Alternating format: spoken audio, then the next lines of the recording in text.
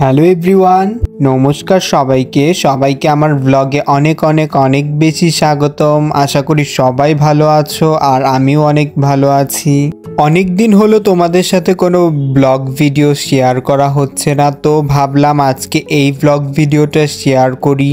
এই ভিডিওটা ছিল বেশ কিছুদিন আগের একটা ভিডিও, তো নানা কারণে এই ভিডিওটা তোমাদের সাথে শেয়ার করা হয়নি, সেজন্য ভাবলাম আজকে এই ভিডিওটা তোমাদের সাথে শেয়ার করি।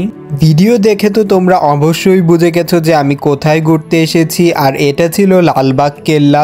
লালবাগ কেল্লায় প্রবেশ করার জন্য প্রথমেই আমি 30 টাকা করে টিকিট কেটে নিলাম, আর দেখতেই পেলে এই ভিডিওতে ঢাকার ভেতরে এত সুন্দর একটা জায়গা আছে, এখানে না আসলে সেটা আমি বুঝতেই পারতাম না।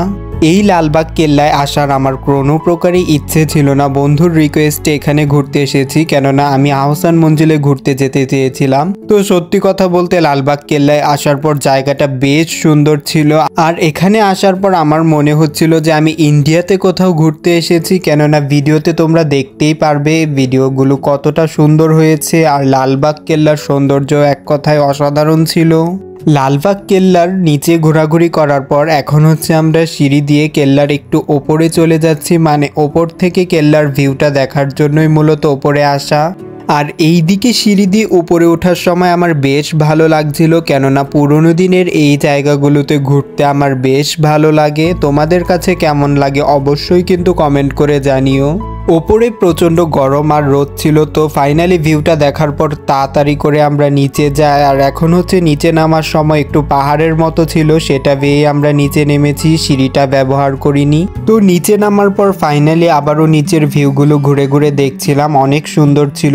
তোমরা যারা ঢাকায় থাকো তারা অবশ্যই এই লালবাগ কেল্লায় গিয়েছো, আর যারা যাওনি তারা অবশ্যই এখান থেকে ঘুরে আসবে, কেননা জায়গাটা বেশ সুন্দর একটা জায়গা।